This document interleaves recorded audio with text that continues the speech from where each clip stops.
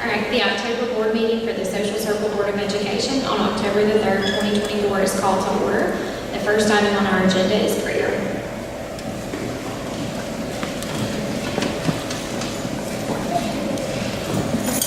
Our Father, who art in heaven, hallowed be thy name. Thy kingdom come, thy will be done, on earth as it is in heaven. Give us this day our daily bread. Forgive us our trespasses, as we forgive those who trespass against us. Lead us not into temptation, but deliver us from evil. And the kingdom, power, and praise.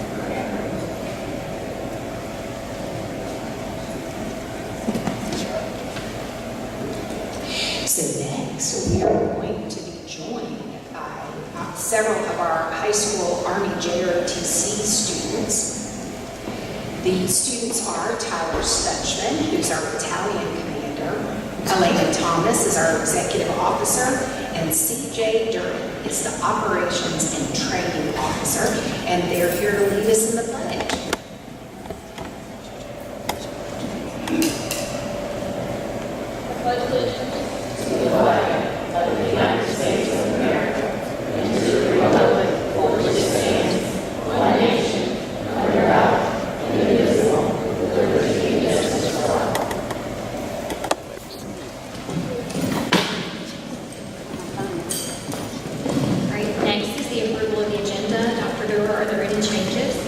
No, ma'am. All right, do I have a motion to accept the agenda as presented? Do I have a second? I second. Any discussion? All those in favor signify by saying aye. Anyone opposed, like sign. Motion carries unanimously. The board will now approve the meeting minutes from our August regular meeting, our September work session, and our September regular meeting. Do I have a motion to accept these minutes as presented? Do I have a second? I second. Any discussion? All those in favor, please signify by saying aye. Aye. Anyone opposed, like sign. Motion carries unanimously. And next, I will turn it over to Superintendent Gould. Thank you. Dr. Miller is pulling up some of our visuals that we'll talk you through tonight. Tomorrow is an early release day on all of our campuses as the first quarter of the 24-25 school year comes to an end. This time allows parents, students, and teachers to hold conferences and check in on their students' progress, and then also for our staff members to work on creating plans for improving instruction based on student performance here at the end of the first quarter. Also, we're excited to share that our high school math and science teachers will be participating in touring several of our local industries so that they can do an even better job of making sure that we're connecting student classroom experiences to real-life job opportunities that are here in our community.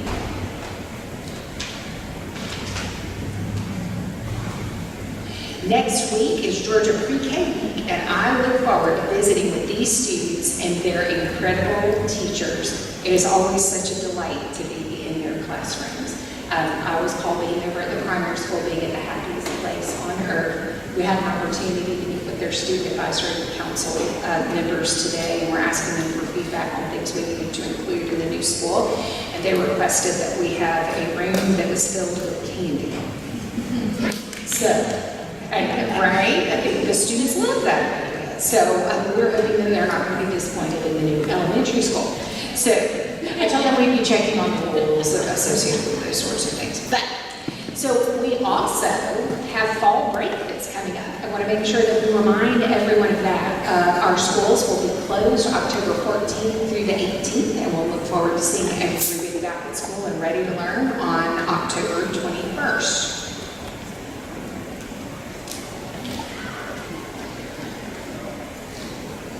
This is also the time of year where we celebrate our Teachers of the Year as well as our Support Persons of the Year from each of our 4 schools. This will take place on Thursday, November 7th. The board will not have a work session in November, but a regular meeting will be held on Thursday, November 14th. We look forward to celebrating all of these great educators.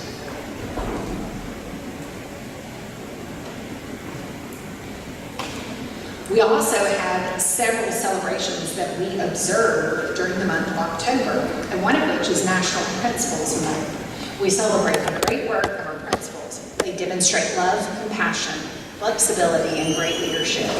They are clear about the areas where they need to improve and are working to ensure that they have the processes in place to make it happen. We want to make sure that all of our students have access to the knowledge and skills that they need in order to be successful. And we have a few quotes from our students about each one of the principals. So from the primary school, for Dr. Maria Hargrove, when asked, how does your principal help make your school a safe and welcoming place? Noah Cottingham said, by practicing lockdown drills and fire drills. And when asked if you could tell your principal one thing, what would it be? And Orion Howie says, I would tell her thank you because she keeps us safe. Isn't that so sweet, Dr. Hargrove? And more from the elementary school. If you could give your principal an award, what would it be? And McKinley Allison said the Candy Award because she is as sweet as Starburst. And if you could thank your principal for one thing, what would it be? And Desi Carpenter said, for loving us. And lastly, how does your principal make school a better place to learn? And Josiah said, we get to have fun while we learn. Those are big compliments, Dr. Hargrove, and we appreciate all the hard work that you do to make that happen. And for Dr. Clark, who's our middle school principal, how does your principal help make your school safe and a safe and welcoming place? When people are doing bad things, he doesn't just let them keep doing it. He talks to them and gets them to stop. From Mr. Bryce Murphy. If you could thank your principal for one thing, what would it be? That our school has a good environment. From Michaela Tyree. And then for Mr. Armstrong, who's our high school principal, if you could tell your principal one thing, what would it be? I really appreciate how you care for the students and make sure that we are learning to our fullest potential. For Mr. Aiden Crutchfield, who we hope we're going to be able to hire back as a teacher when he finishes his teacher training. If you could thank your principal for one thing, what would it be? I like that he drops by all the classrooms and takes notes on the instruction, which is encouraging that we have someone who cares about our education like that, for Mr. Luke Strobach. And how does your principal make school a better place to learn? By having good energy about being here. I know this makes me want to learn because I can tell that he cares about his students and their education, from Kenzie Cox. Thank you, principals. We really do appreciate all the work that you do to make sure that our schools are happy, safe places where our students are doing lots of learning. During October, we also celebrate National Custodians Day. That was October 2nd. And while our custodians are contracted employees, many of them are former social circle students or parents of our students. And we appreciate that they take great pride in our facilities and that they're working to make improvements to their processes so that our facilities will be even cleaner moving forward. They're excited about our new elementary school facility and the ways that it will be much easier to keep clean than our two older facilities.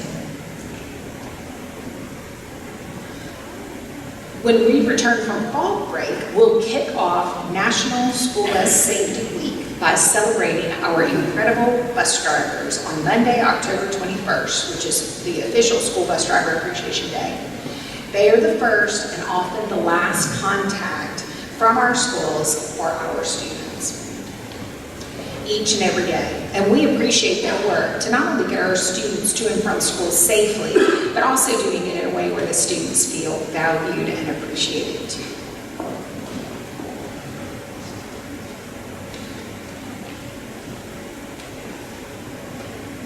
So next, we're going to hold our student recognition, and we are so excited to hear the great things about the students who are being recognized today. I'll invite each principal to the podium. They're going to share a few comments, and we are looking forward to being able to applaud for you, students Please, after you come up to receive your certificate from the principal, please stand up so that your parents, and so that we can also get a photograph of you with your principal once you receive the award. So first, we're going to call Dr. Maria Hargrove, who is our principal at our primary school, as well as our principal at our elementary school, and she is going to introduce you all to two awesome creative problem solvers. Good afternoon, everyone. It is my pleasure and honor to be able to recognize Mr. Malachi Jones from the primary school this afternoon. And I want to share some words from his teacher, Miss Spiders. She says, "I cannot think of a better representative for this character trait. Malachi is an incredibly creative thinker and faces every challenge with enthusiasm and excitement. Malachi tackles every problem with a smile on his face and a uniquely positive attitude. When Malachi raises his hand in class, which is very often, I got to see that today, didn't I, Malachi? I am always so excited to hear his thoughts because he usually has a very creative solution that I haven't even thought of. Along with being a creative problem solver, Malachi is also a warm presence in our classroom. He shows kindness to everyone 100% of the time. We are so lucky to have Malachi as a part of our class family and our school. At this time, if y'all could give Malachi a round of applause. Please come forward, Malachi.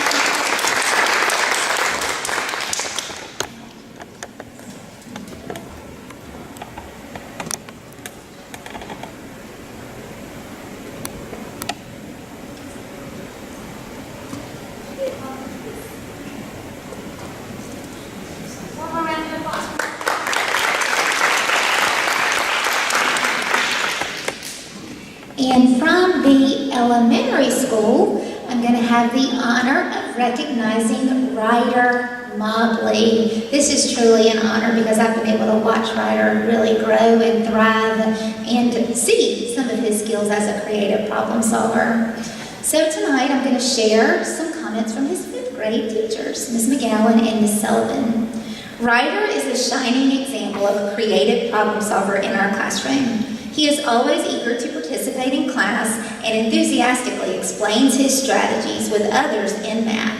He accepts challenges with eagerness and a great attitude and loves to share when his brain grows or his light bulb comes on. Thank you for your hard work and dedication in our class, Ryder. Your engagement and your positive behavior set a wonderful example for everyone. I truly appreciate how kindly you collaborate with your classmates and how you always listen actively, contributing to our discussions in such a constructive way. Your efforts make a significant difference in our learning environment and our school. Congratulations, Ryder Mobley. If you'll please come forward.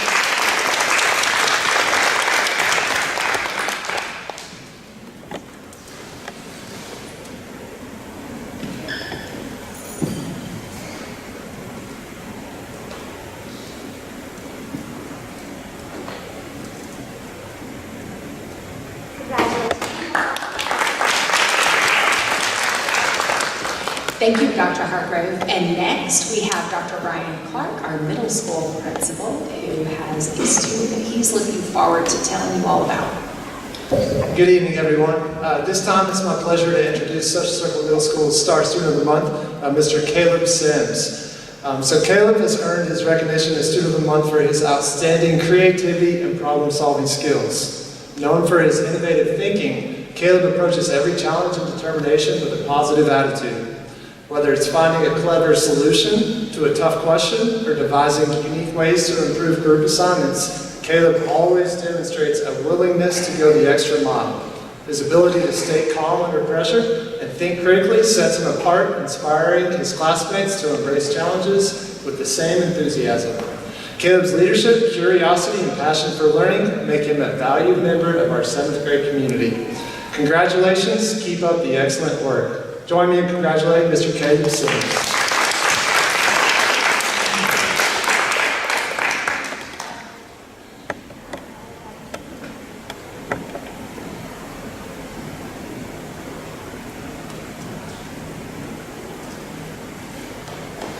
this time, Caleb has also prepared a short speech for you.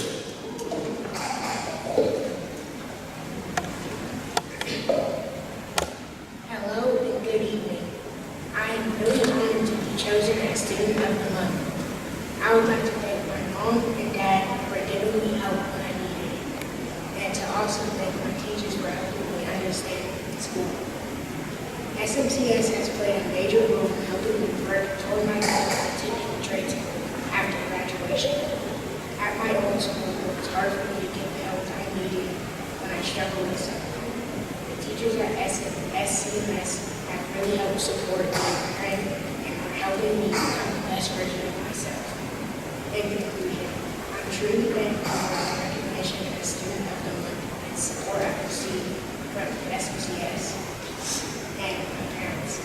At SCMS, I felt comfortable talking about stuff that I struggled with, and again, I'm really honored to be Student of the Month.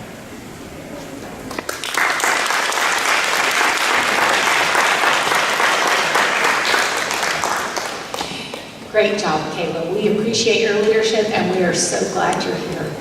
And next, Mr. Armstrong, who's the principal at Social Circle High School, is going to come to the podium. Good evening. Each month at Social Circle High School, we're going to focus on a particular topic of our Portrait of a Graduate. For the month of September, we focused on a compassionate communicator. And for the month of October, we began by focusing on a creative problem solver. This month, we're focusing by providing our students with opportunities to become better problem solvers through asking open-ended questions, providing them with inquiry-based labs, and much more. It is my pleasure to talk to you tonight about a young woman who is a creative problem solver. I'd like to read a few comments from her teachers. The first one said, "This young woman is a fantastic critical thinker and problem solver. She works well with her peers and on her own through assignments and projects. She has a unique way of digging into a discussion, a novel, and an assignment, and a class conversation to add helpful insight into anything we are discussing. She doesn't believe in giving up. She'll work to find the path that leads her to the best answer possible." Another one said, "This young woman is a creative problem solver to a T. She takes on any challenge with a positive attitude and has an open mind for learning through the process.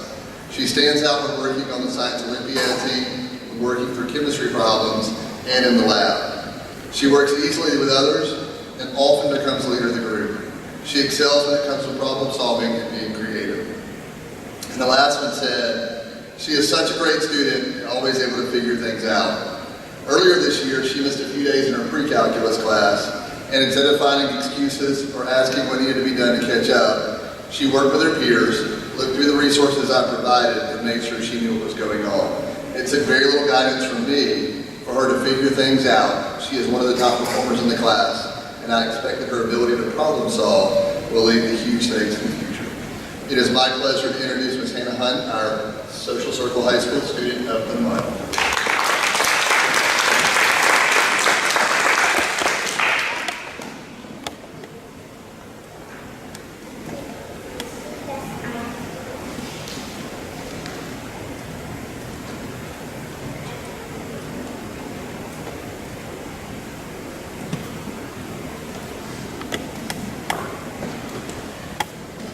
Hello everyone, my name is Hannah Hun and I am currently a junior here at Social Circle High School.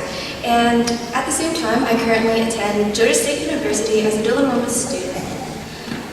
I plan to finish Social Circle High School and Georgia State, then transfer to Georgia Tech to get a bachelor's degree in civil engineering, which I am debating between civil, aerospace, and chemical. I've really enjoyed my chemistry class. Growing up, I've always been interested in outer space, and my dad is currently a civil engineer, and over the summer I got the opportunity to work with him. One of the things I love about Social Circle is that the people here are so helpful and so caring. When my dad was in the hospital a couple years ago, all of my teachers helped with my grades, and I was offered by many individuals to help get some of my grades back up if I was struggling. Some of the clubs I've really enjoyed here are Science Olympiad, TSA or Technology Student Association, and Beta Club. Just recently, last year, I got to go to the Student Leadership Conference up in Athens with them, and we got to do several panels that helped me explore how to be a better leader. I've thoroughly enjoyed my science classes here at Social Circle, including biology, chemistry, and forensics.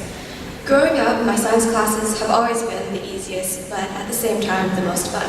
I've gotten the opportunity to learn problem-solving skills when working on labs and projects. And lastly, I want to thank my mom and dad for my mom being the most caring and supportive, and my dad for being able to bring so many opportunities that I wouldn't have been able to have otherwise.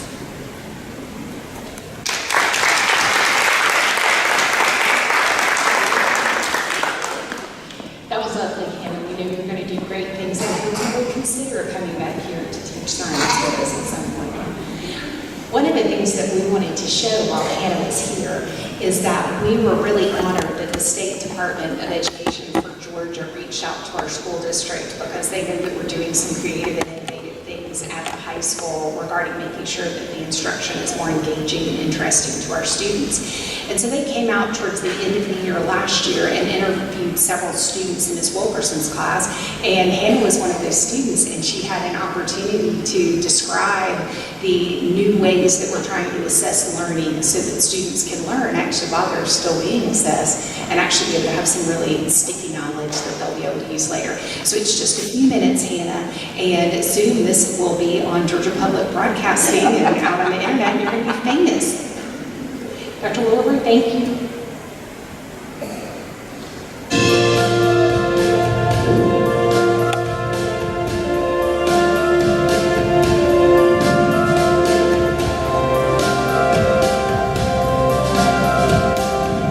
We're thrilled that you're here today to learn some more information about great strategies that we're using to make sure that the instruction that we're providing our students is really interesting to them. We know that our kids learn more when they're curious about things.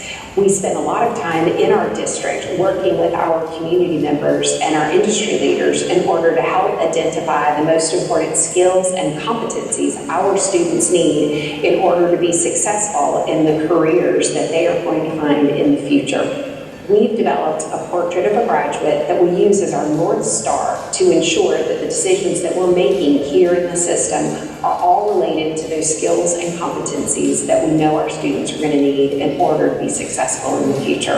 I'm excited for you to get to hear from our teachers and from our students about the great work that we're doing. The stuff on that poster isn't true, said Nugget. My best friend is a shark.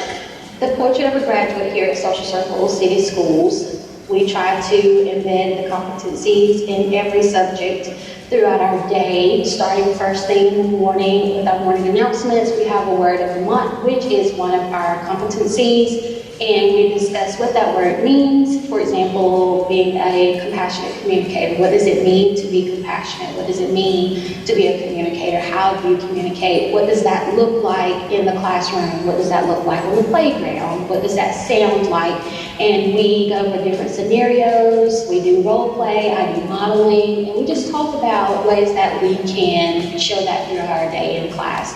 During small group, students have to sometimes partner read, so the portrait of a graduate, one of the competencies, being an empathetic collaborator, comes into hand because they have to show empathy for their friend that may struggle on a few words, and they have to be able to collaborate and work as a team to even help figure out those words. And then also being a problem solver. If you come to a word that you don't know, using what you learned during foundations, tap out the sounds in the words, look for glued sounds, look for digraphs, just those skills that they have learned to help them with literacy. Being able to read, being able to collaborate and work in teams, and being able to show empathy and show respect, being able to be a global citizen and work with people in the community and be life literate, regulate yourself to show leadership and be a leader, and then also to be compassionate and be a problem solver in the world. We discuss how by the time you graduate from Social City Schools, you should have, we hope, be able to demonstrate these competencies and skills that we have for the portrait of a graduate. I'm excited to welcome you guys today to our building to see a little bit about how we've been incorporating the portrait of a graduate at the high school level. So one of the things that's most important to us is that our students are ready for life after graduation. And one of the ways we've been doing that is incorporating authentic assessments into each of our classes. everything from 12th grade AP literature to a mild moderate special ed class. All of our students are capable of thinking creatively, thinking critically, and working collaboratively to produce assessments and demonstrate their knowledge. One of the ways we did that is we started letting them have some more ownership in it. And even from the teacher perspective, as we've talked about authentic assessments, we really spent a lot more time talking about what they were not, as opposed to what they were. So what it allowed our teachers to do is work collaboratively with their own students and how do authentic assessments fit their each individual classroom as we go on. There is an initiative at the school to really focus on trying to bring the students into different kinds of learners. So we have really focused on authentic assessments, which brings out those critical thinking skills that our portrait of a graduate points toward. I feel like with the crime board, it's different than writing an essay because some students, they get more interested, and writing an essay, it can get really boring and doing the same thing over and over again. Some students, they might not even do it at all. But with a crime board, it helps you really get intrigued and you're defending something. It's more collaborative and creative than essays. I feel like it develops your critical thinking skills in the sense that you have to actually dig and find information and act as a detective in this novel that you're reading, and it actually makes it extremely interesting and just makes you want to learn more. The end, the things that they created were amazing. Like, they did a fantastic job of putting all of their pieces together and incorporating things that are new for them. AI and a board instead of a paper. You have to think. It's more interactive and collaborative. You have to put thought into it instead of just typing out words that mean nothing. I think other classes would benefit from doing more projects like this. I think it definitely gets the students involved, and it helps their students grow a relationship with your teacher, even though that might sound crazy. I mean, you come up with questions, it's like, what did this faculty do this? Would they spill coffee right here or something? It's a really great project. What we found is that our kids learn the material better. They're more engaged, they're more excited about classes. When I walk in there, they can tell me about not only what they're doing, but how it relates to other things that they enjoy. We're finding that if our students can relate classroom material to the material that they're already interested in, those connections are just so much deeper. We know that our students will be better employees when they are collaborators, when they think creatively, when they have the opportunity to innovate, when they have the opportunity to work together and to help to solve big problems. And I hope that wasn't too painful to watch. I also don't like watching myself not correctly recorded either. But we are really proud of you, and we are proud of the work that Mr. Armstrong and his team are doing to make sure that these authentic assessments aren't something that are rare in our classrooms, but something that are really commonplace. So we know we've got the right team of people to be able to do that, and we're looking forward to more reasons for Georgia Public Broadcasting to come out and see us. Next, I'd like to call Mr. Aaron Robinson, who's our Director of CTAE and Assessment, to the podium to share some great news about our CTAE programs and some of the generosity of our community members. Yes, good evening. So the EDP stands for Economic Development Partnership. It's a designation awarded by the Georgia Department of Education to school districts that demonstrate a strong alignment between their career, technical, and agricultural education, or CTAE programs, and the needs of local businesses and industries along the way. Key aspects of an EDP school district include strong CTAE programs, industry partnerships, workforce development, community engagement. The district will offer a variety of CTAE courses and pathways that align with local workforce demands. The district will establish partnerships with local business and industry to provide students with real-world experiences and opportunities. And the district will actively participate in workforce development initiatives to ensure that its graduates are prepared for successful careers. We've been working toward earning the EDP designation with our EDP partners, England Stubbs, and the Development Authority of Walton County. Through their assistance with others like them, we are involved as a community to promote economic development and growth. We're very proud to announce that Social Circle City Schools has indeed earned this designation, this prestigious designation. Last week, we went down to Savannah to 2 weeks ago, we went down to Savannah and received the award, designation, a little banner and award. It's a testament to the unwavering commitment and hard work of our K-12 students, staff, and community. It's a significant milestone to provide valuable resources and opportunities to foster future economic growth, development partnerships with local businesses, prepare our students for future success. Already, we've been asked to contribute to policy and workforce advisory boards. Our own district superintendent has recently been asked to serve on the state school superintendent CTAE advisory board to provide input as to what CTAE can be in our state. We are truly honored to be part of this initiative and look forward to the positive impact it will have on our community. Thank you again for your support as a board and helping us to earn this recognition.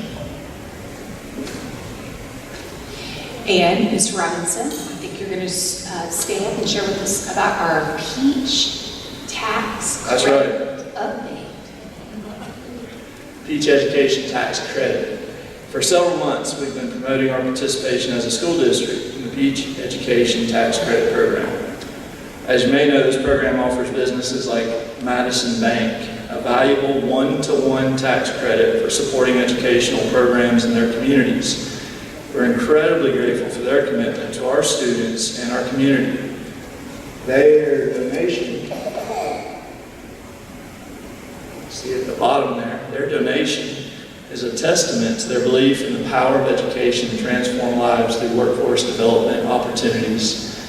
This donation will significantly enhance our ability to provide our students with the resources and opportunities they need to succeed in these critical fields. We look forward to hearing from more individuals and businesses who wish to take part in this program, and we would urge them to check out our website for more information on how to participate if you know anybody interested. While we appreciate the opportunity this grant can offer, we are also investigating other grants that might be available in order to fully fund playgrounds at our soon-to-be new Social Circle Elementary School. We'll be applying for the Meta Community Action Grant to secure funding for a pre-K to 2 STEAM-based exploratory playground for our students and our teachers during recess. I think they'll appreciate it just as much. Funding for a grade 3 through 6 version is also being explored through the Walton Foundation grant. In doing so, we hope to be able to fully fund a multi-generational style play space for our elementary students, and again for our teachers too. Mr. Robinson, thank you so much for the work that you're doing to make sure that the community knows how to help. We are very blessed to live in a community where there are so many industry and companies and civic groups and churches and things that really are eager to help. So thank you for helping to make it clear to them an easy way to do so. Appreciate it. All right, at this time, we will have a short break before entering the business portion of our meeting. All right, the next item on our agenda is public participation. However, we did not have anyone sign up to participate in this evening's meeting. Next, we will hear a financial update from our CFO, Ms. Nicole Cross. Good evening. Tonight presented is the August 2024 financial report. We'll begin with the general fund. With 16% of the fiscal year complete, we have received 12% of general fund budgeted revenues, and we've spent 10% of general fund budgeted expenditures. Currently, revenues exceed expenditures by a little over $472,000. Encumbrances for the general fund total about $1.2 million. Keep in mind this is expenses for the entire fiscal school year. Next, we have our school food service fund. For August, this was our first month that we were in school. We are at 12% of budgeted revenues and 14% of budgeted expenditures. I am pleased to report the early success has continued with our CEP program, which, as you will recall, enables all of our students to eat breakfast and lunch for free. In August alone, we served 50,127 meals. This is a 33% increase compared to the same period last year. Additionally, I'd like to highlight a current notable achievement. Last Wednesday, we recorded the highest number of breakfasts served, and that was 1,015 meals provided in that single morning. So these, Milestones continue to reflect the positive impact the CEP program is having on our students and community. We are still struggling with high food costs, but with the increased participation, we will hope that this will even out as we move forward through the coming months. And next we have our SPLOST fund. SPLOST collections received in August from Walton County total $225,000. This is a 9% increase from the prior year. And from Newton County, $2,900, which is a 6% increase. So our SPLOST collections still continue to trend upward, thankfully. And encumbrances for our SPLOST fund total $25 million, which of course is mostly the construction of our new school. And then lastly, I have a construction update. As of August 31st, we have payments of $10.1 million, most of these being to Carol Daniel for construction of the school. And we still have $26.7 available funds. We recently were approved through our capital outlay bond, and we have our first payment submitted, and we expect to receive this in about 10 days of $6.4 million. So that is great news going forward. Are there any questions about the financial report? I do have one question. I know that the food costs, we're not quite to where we're breaking even, but we're not higher in necessary losses than we were previous years. Is that right? We are not. Yes, the increased participation has drastically reduced that lag between revenues and expenditures. Awesome. I thought so. I just wanted to make sure. I thought I understood. Yes. I mean, we do still have to keep an eye on it. I mean, you have to remember we have increased salary costs, benefit costs because of the insurance increase. So we're keeping a keen eye on that, and I'll keep y'all updated in the months to come as we move through the program. All right. Do I have a motion to approve our August financial report as presented? Do I have a second? I second. Any discussion? All those in favor, please signify by saying aye. Aye. Anyone opposed? Like sign. Motion carries unanimously. Thank you, Ms. Cross. Now I will turn it over to Superintendent Brewer for our district reports. So we would like to ask Mr. Aaron Robinson, our Assessment and CTA Director, to return to the podium. He is wearing his assessment hat at this point in the meeting. Good evening.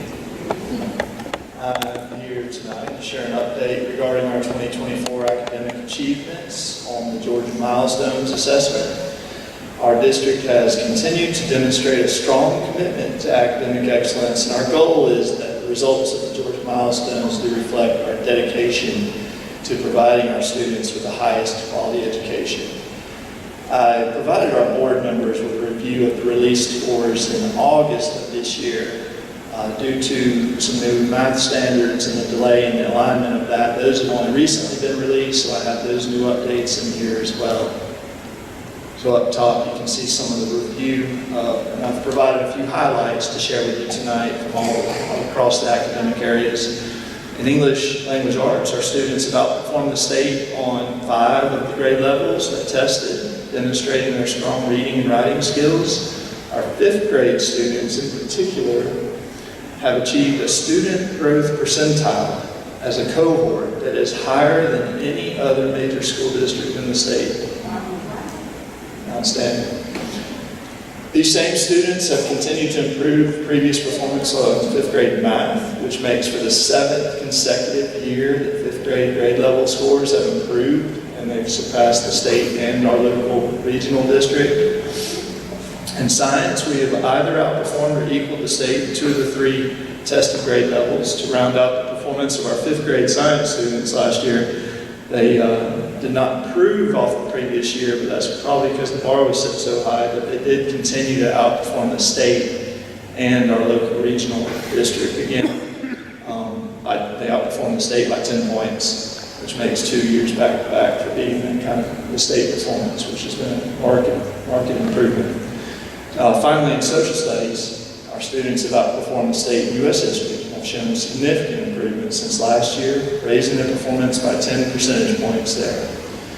While assessment results are just a part of many indicators we use to assess our performance as a school district, we will continue to focus on improving instructional strategies to demonstrate even more of the learning we believe is happening, while also developing the whole child toward post-secondary life that portrays our portrait of a graduate we're committed to continuing to provide them with support and resources that they'll need to succeed.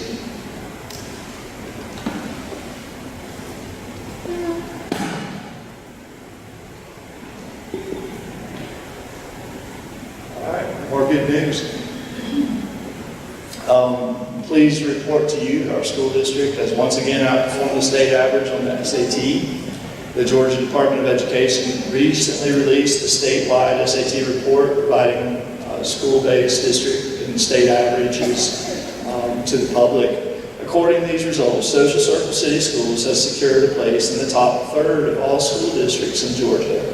The 2024 total mean score for our district is a 1048, which places us 42nd out of 169 participating school districts.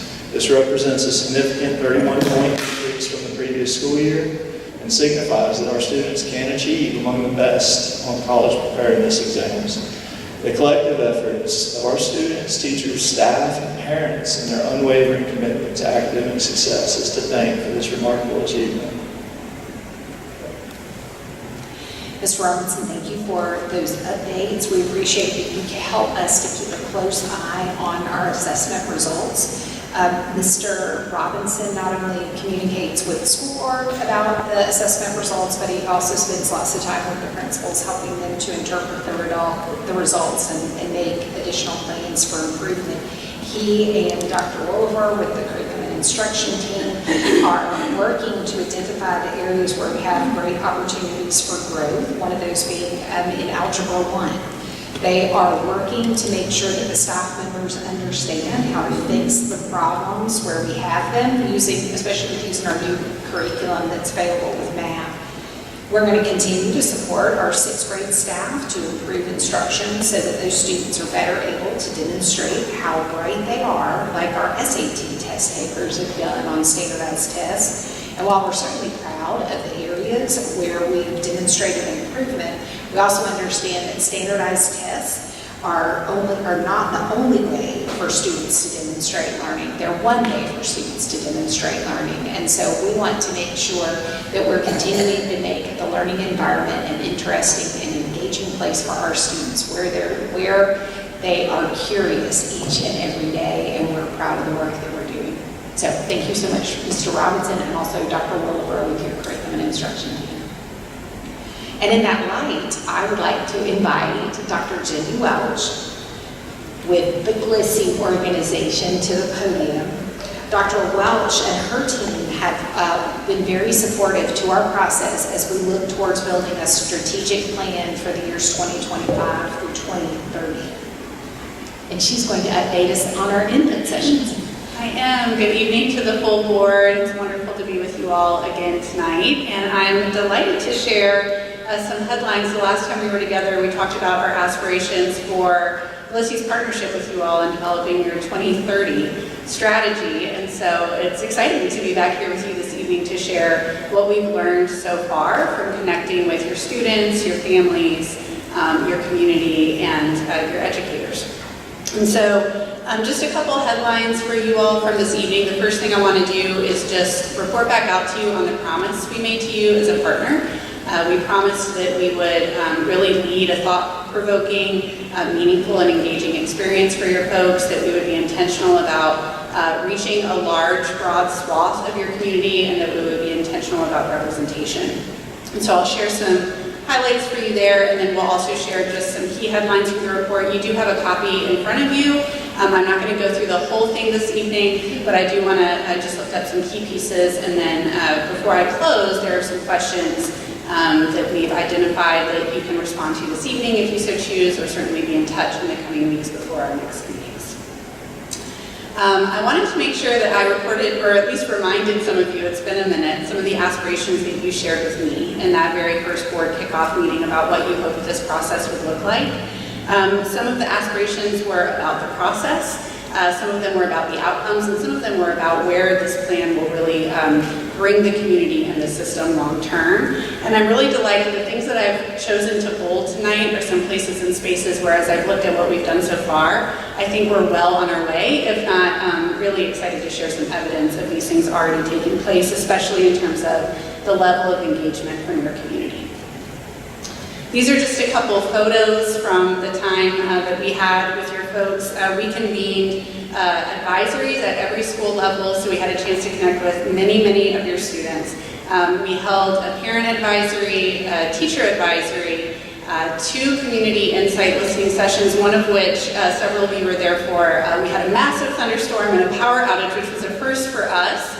But your community is so committed that they stuck through the whole meeting through candlelight, well, phone light, but stuck with us, and that was a fun, exciting way to spend time and get to know folks. And then we also convened your entire faculty for a monthly session as well. In terms of just reporting back out on some of the promises that we made to you all, GLSI keeps some internal targets as a team of just how many folks relative to community size is enough to have a significant representative sample.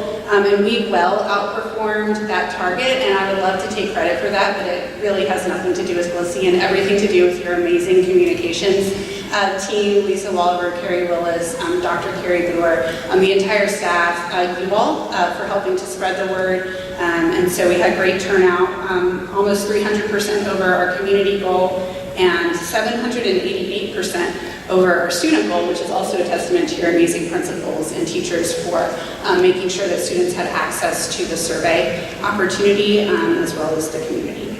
So all in all, we gathered 1,520 unique insights. Some folks did double duty, so we had some folks fill out the survey and also come to the meeting, so we're estimating about 1,300 individuals from your community who turned out for this.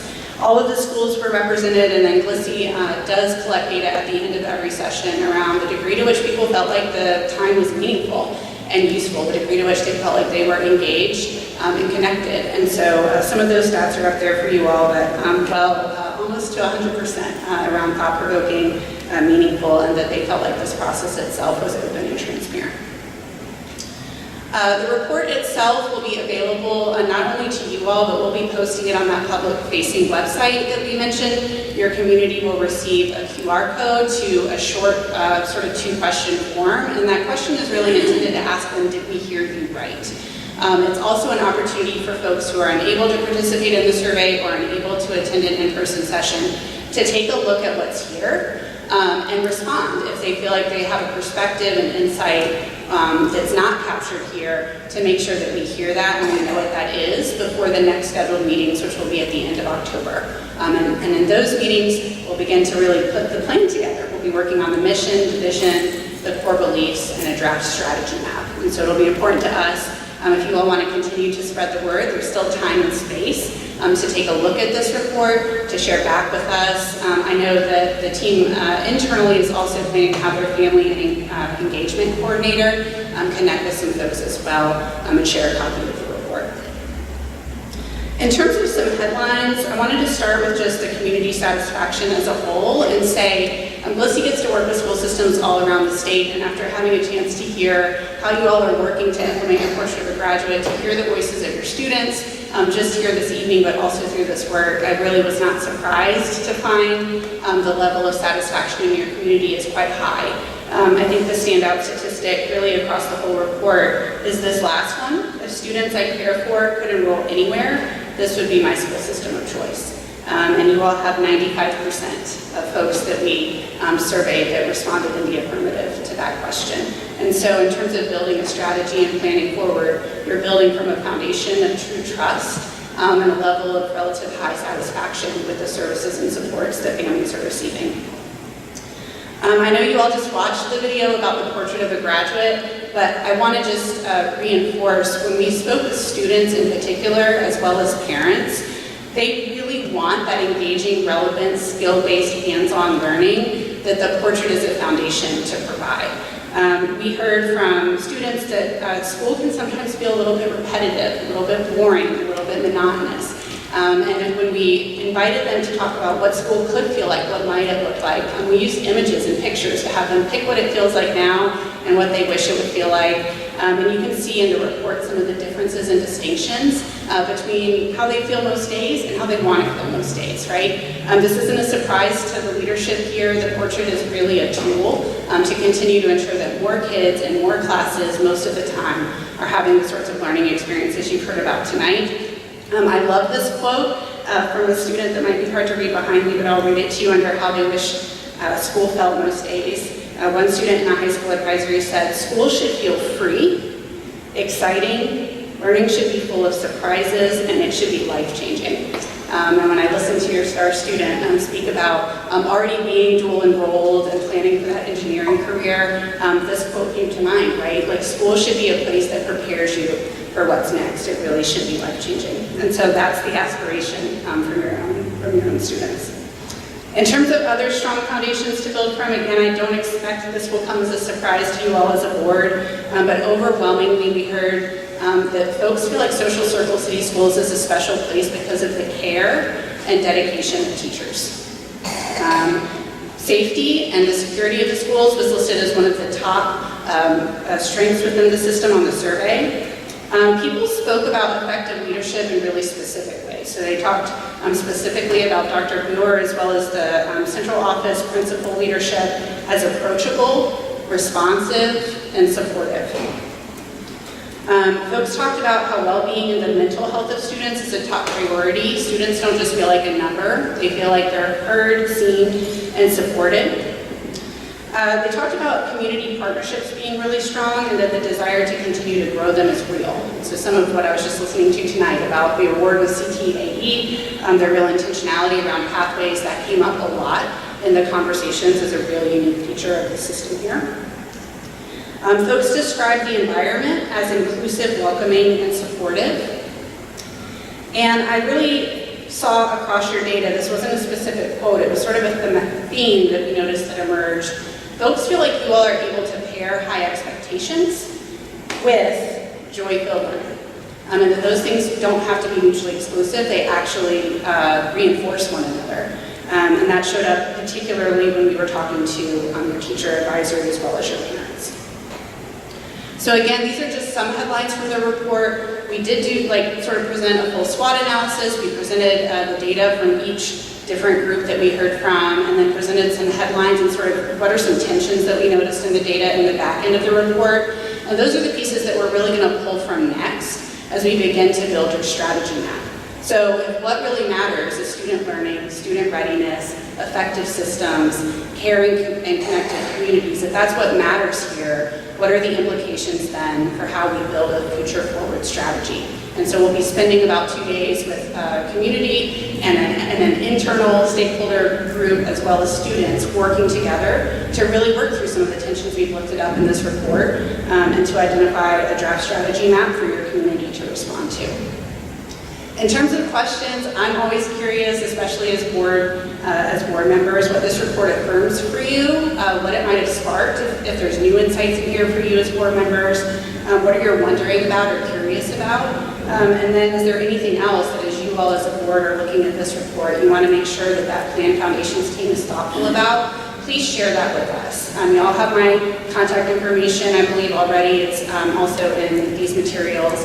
But I'll be so curious once you've had a chance to dive in what comes up for you all. I mentioned those meetings at the end of October. You will also have this in front of you as just like a sort of guide on the side of where are we in the process. But we really have finished up those first round of community insight meetings and are moving into that Plan Foundation meeting that I mentioned at the end of October. We'll then meet with some internal stakeholders, primarily leaders within the system and educators to say, okay, if this is our strategy map, if this is where we want to go as a system, how will we know that we've arrived? How will we know that we're making progress? And so we'll really work to identify measures that not only make sense to folks who work within the system, but that actually make sense to the folks for whom we're trying to align the strategy, right, to the voices of your students and families. And again, we're still on target and on track to bring a strategy for approval to you all at your March 2025 meeting. We have the planning map by stakeholder type that I shared with you last time. This is a little bit of a rainbow graphic, but it's just to give you another view at where are we now, who have we talked to, and who will we be talking to next. And so that's a little bit more in the weeds than you may need, but it's available to you all if you want to take a look at that. And with that, again, my contact information, my email, my direct cell phone number is there for you all. We'll be so delighted to hear your reactions to this report and any concerns or questions that you all might have. Thank you, Dr. Welch. We really appreciate the work that you and your team of qualitative researchers have put into coming into our data and helping us to create better plans. I also want to make sure to thank our community members and our staff members and our students who took time to give us their input. We will listen to you. We know that there are opportunities for us to get better, and we are going to continue to do that. Thank you so much, Dr. Welch. All right, we have one action item for the board to consider this evening. We have an action item to accept the Peach Education Tax Credit donation from the Bank of Madison in the amount of $25,000. The amount received was $22,500 following the administrative fees. Do I have a motion to accept this donation? Do I have a second? I second. Any discussion? All those in favor, please signify by saying aye. Aye. Anyone opposed, like sign. Motion carries unanimously. Do I have a motion to adjourn our meeting? Do I have a second? I second. All those in favor signify by saying aye. Aye. Anyone opposed, like sign. Motion carries unanimously.